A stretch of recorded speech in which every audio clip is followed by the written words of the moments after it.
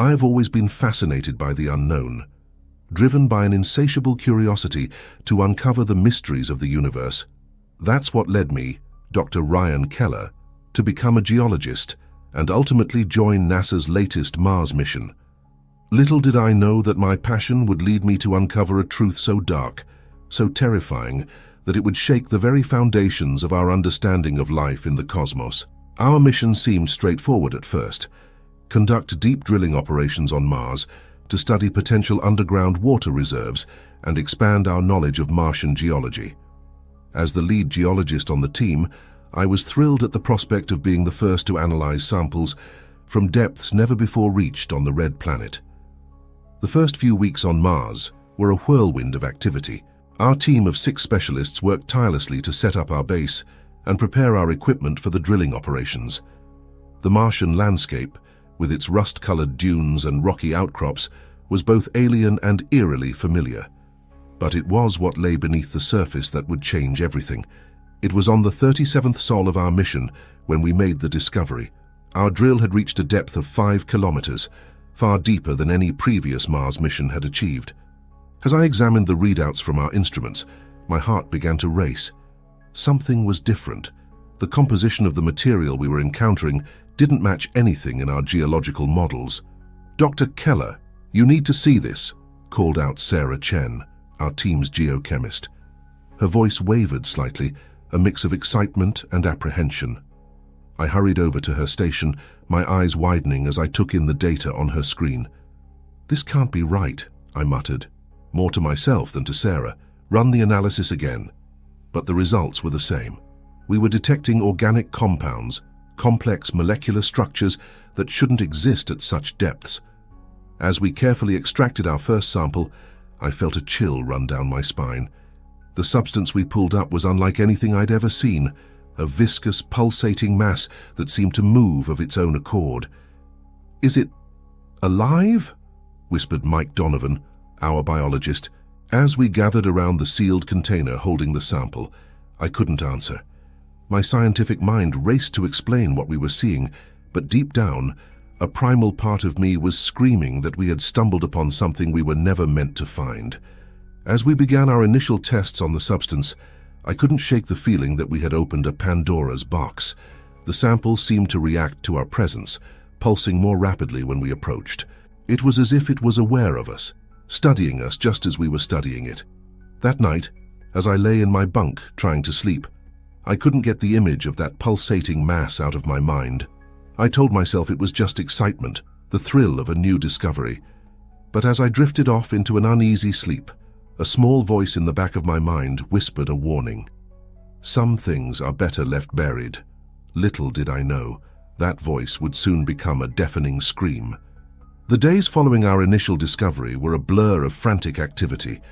Our team worked around the clock, running every test we could think of on the strange substance we had unearthed. We named it Specimen X, though Mike had taken to calling it the goo when he thought I wasn't listening.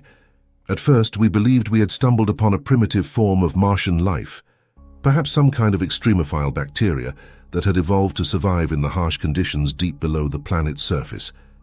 It was an exciting prospect, one that would rewrite the books on astrobiology. But as we delved deeper into our research, a creeping sense of unease began to take hold. It was on the 5th day after the discovery that things took a turn for the unsettling. I was in the lab, carefully observing a small sample of specimen X under a microscope, when I noticed something that made my blood run cold. The substance wasn't just moving, it was growing. "Sarah, come take a look at this," I called out, trying to keep my voice steady. As Sarah peered into the microscope, I saw her face pale. "Ryan, this isn't possible. The rate of growth, it's exponential." We watched in a mix of fascination and horror as the sample began to expand, pressing against the edges of the petri dish. Within minutes, it had doubled in size. "We need to contain it," I said, snapping into action. "Get the others. We need to secure all the samples immediately." But as we rushed to isolate Specimen X, we quickly realized we were dealing with something far beyond our understanding. The substance seemed to react to our attempts to contain it, adapting and evolving before our eyes.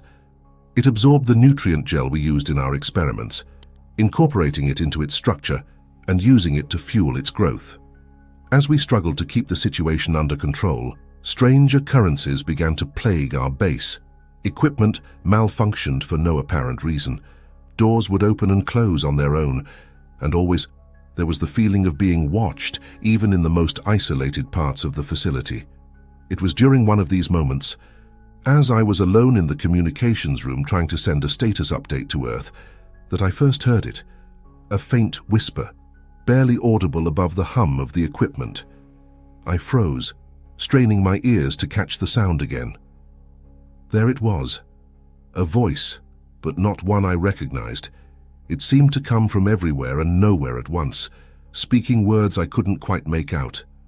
I spun around, searching for the source, but I was alone in the room. "Hello?"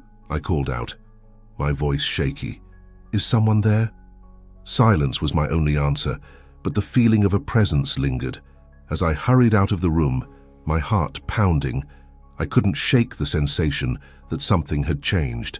Specimen X wasn't just a fascinating scientific discovery anymore. It was something else entirely, something that defied explanation. That night, as I tossed and turned in my bunk, unable to sleep, a terrifying thought occurred to me. What if we hadn't discovered Specimen X? What if it had allowed itself to be found? And if that was the case, what was its purpose? As I lay there in the darkness, the faint whispers I had heard earlier seemed to echo in my mind, growing louder and more insistent.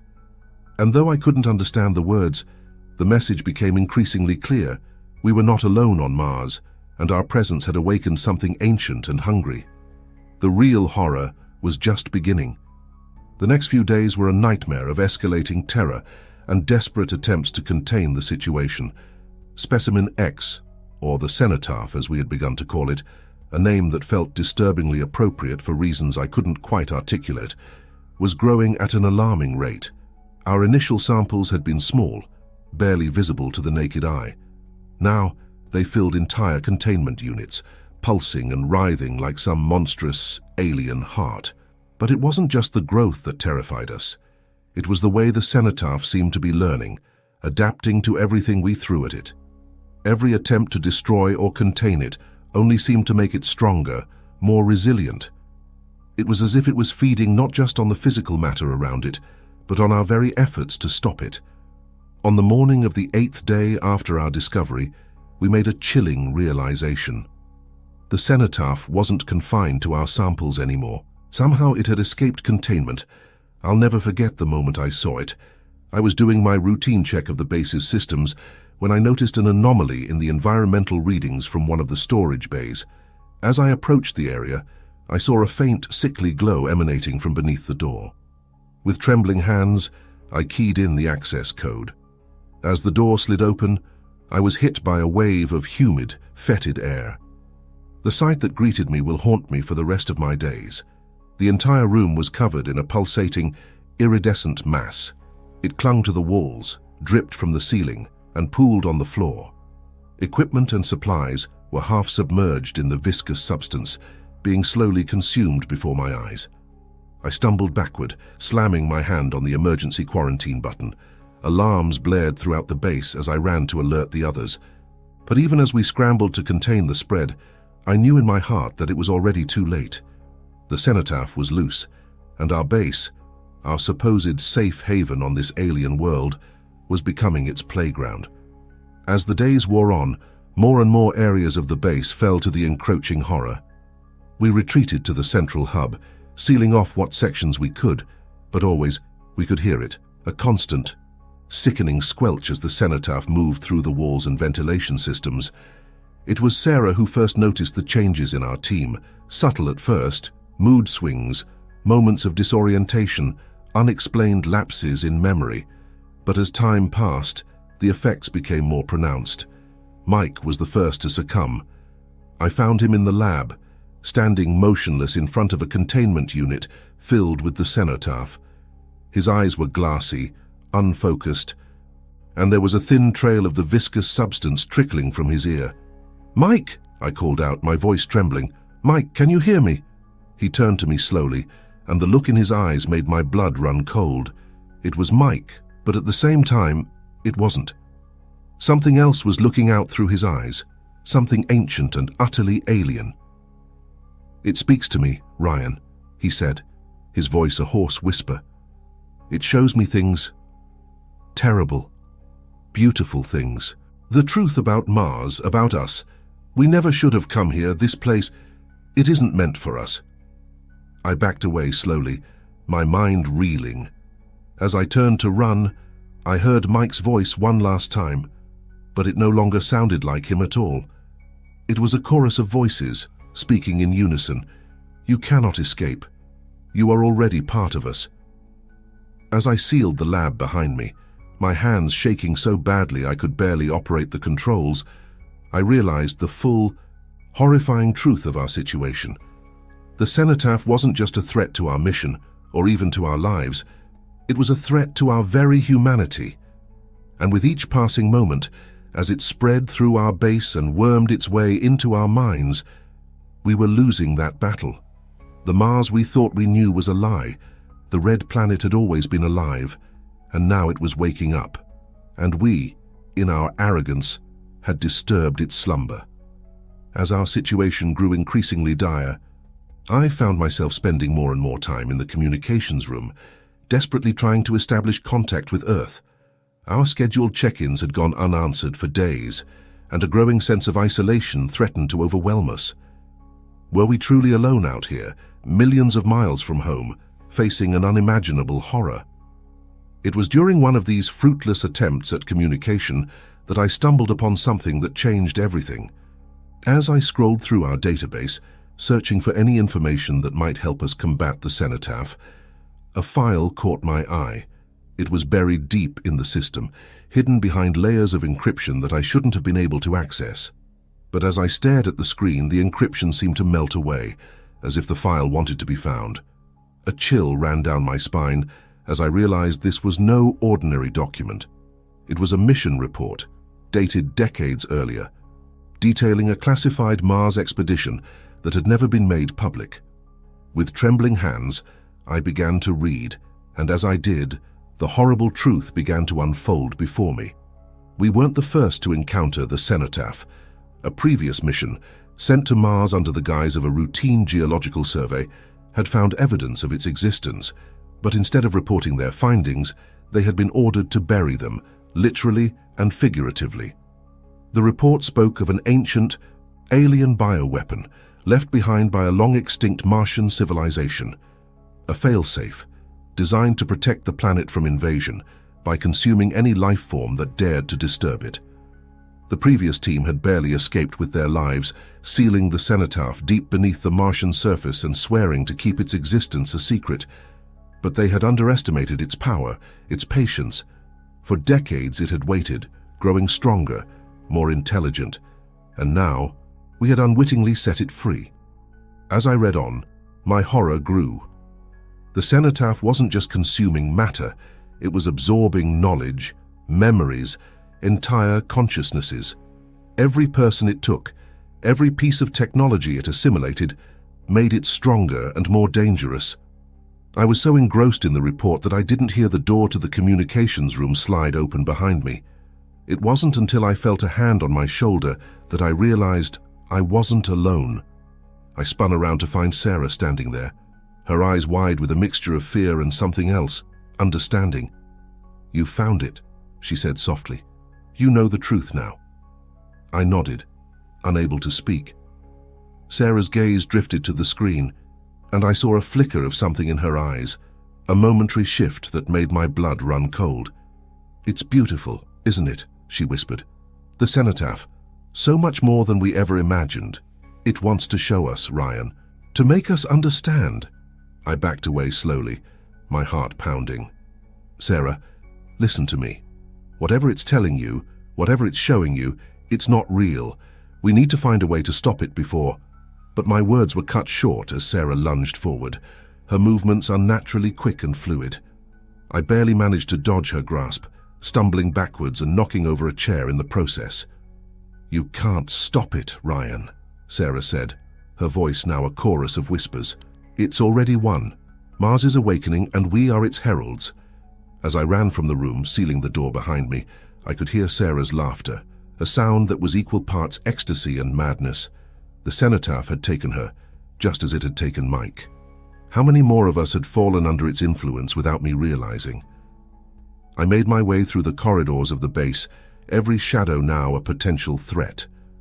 The walls themselves seemed to pulse with malevolent life, and I could swear I heard whispers in a language no human throat could produce. As I reached the relative safety of my quarters, I slumped against the wall, my mind reeling from everything I had learned. We were facing something far beyond our comprehension, a force that had been waiting for millennia to reclaim its world, and as I sat there, surrounded by the creeping horror that our base had become, a terrifying thought occurred to me. What if the cenotaph's influence wasn't limited to Mars? What if, through us, it had found a way to reach Earth? The fate of not just our mission, but potentially our entire species, now rested in my hands, and I had no idea how to stop it.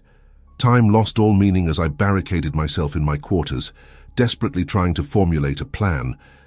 The cenotaph's influence seemed to be everywhere now. The walls pulsed with an otherworldly glow, and the air itself felt thick and oppressive, as if reality was being warped around us. I knew I couldn't stay hidden forever. Sooner or later, I would have to face what our mission had become. With shaking hands, I gathered what supplies I could. A portable oxygen tank, emergency rations, and a data pad containing all the information I had uncovered about the cenotaph. As I prepared to venture out, a sudden tremor shook the base.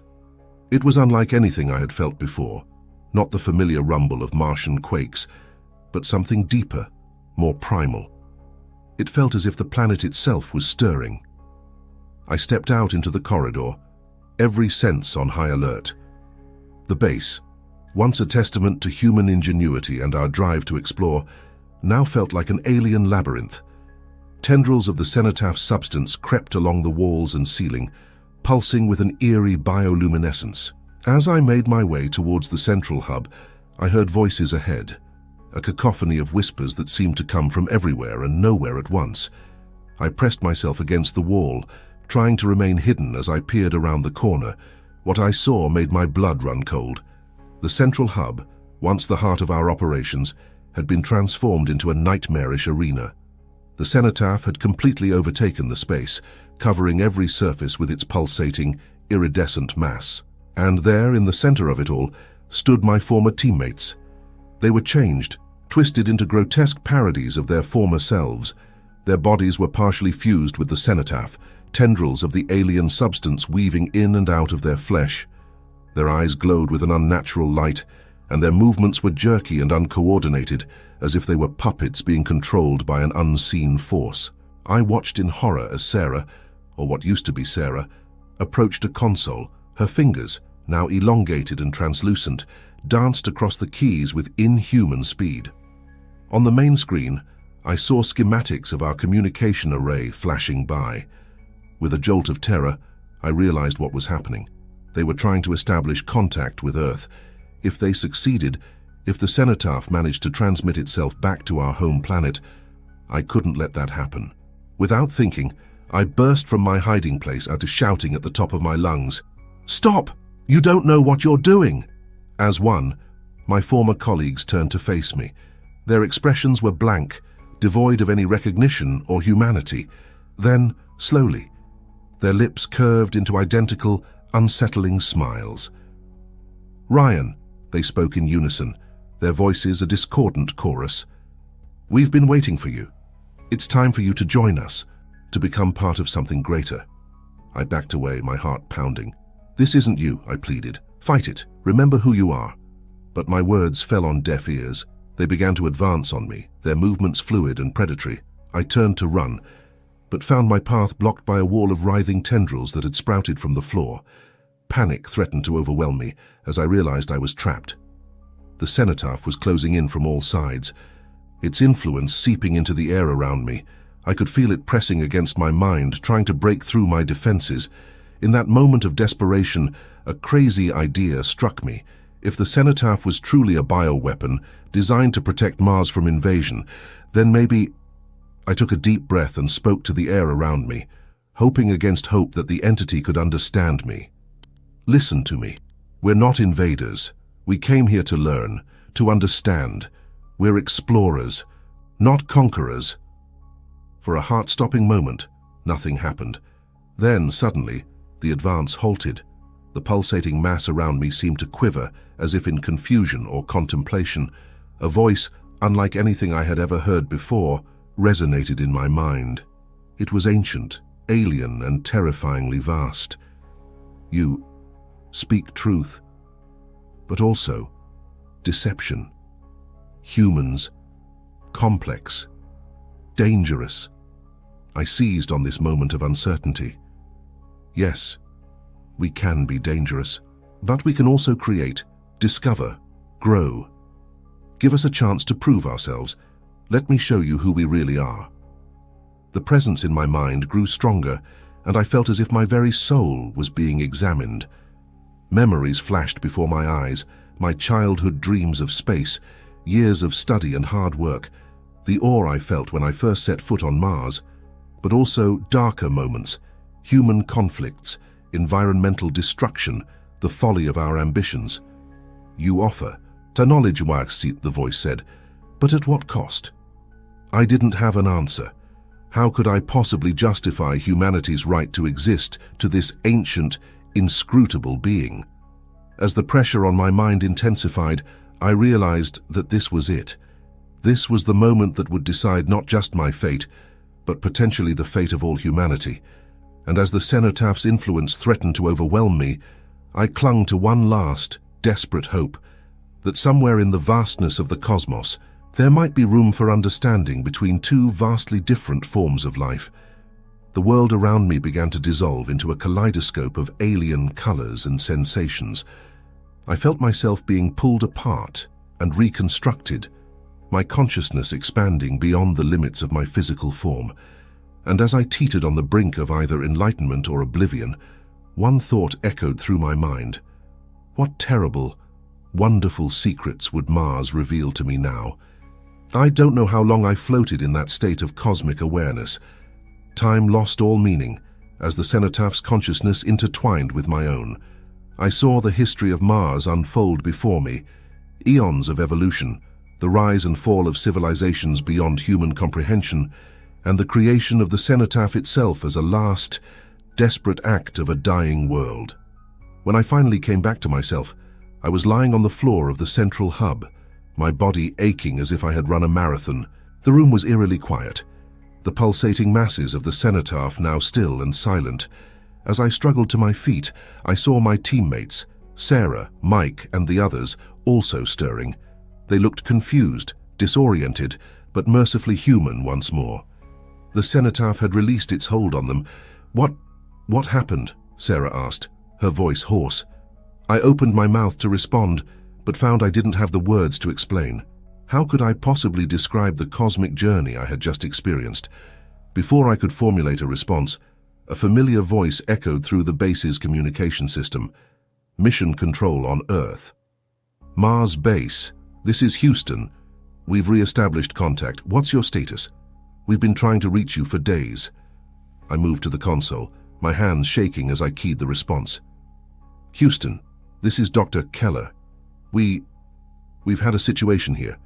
It's under control now, but I trailed off, unsure how to continue. Dr. Keller, we're going to need a full report.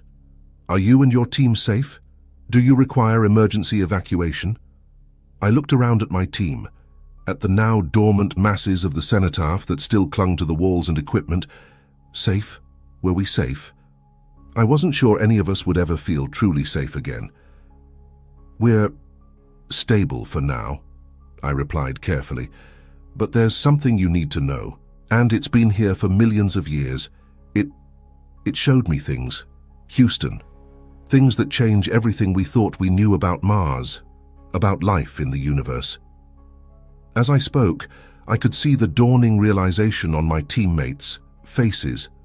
They were remembering too, fragments of the cosmic knowledge the cenotaph had shared with us. Dr. Keller, Houston's voice crackled through the speaker, a note of urgency now evident. We're initiating emergency protocols. Prepare your team for immediate evacuation. We can't risk a— No, I interrupted, surprising myself with the force of my objection. We can't leave. Not yet. The cenotaph.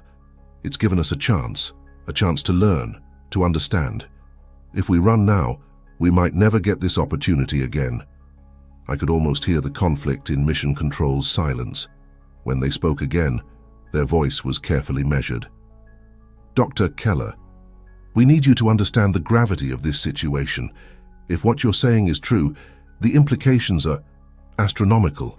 We cannot risk further exposure without proper protocols in place. I looked at my team, seeing the same determination in their eyes that I felt. We'd been through something profound together, something that had changed us on a fundamental level. We couldn't just walk away. Houston, I said, my voice steady now. I understand your concerns, but we're not in danger. The cenotaph, it's not a threat. It's a teacher, a guardian, and it's offering us knowledge beyond our wildest dreams. We need time to document what we've learned, to try to understand it. There was another long pause before Houston responded. Dr. Keller, we're going to need to consult with higher authorities on this. In the meantime, maintain your position and continue to monitor the situation. Report any changes immediately.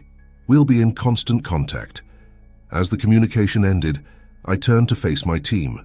They looked tired, shell-shocked, but there was also a glimmer of something else in their eyes. Wonder, excitement, the thrill of discovery that had brought us all to Mars in the first place. What do we do now? Mike asked, his voice barely above a whisper.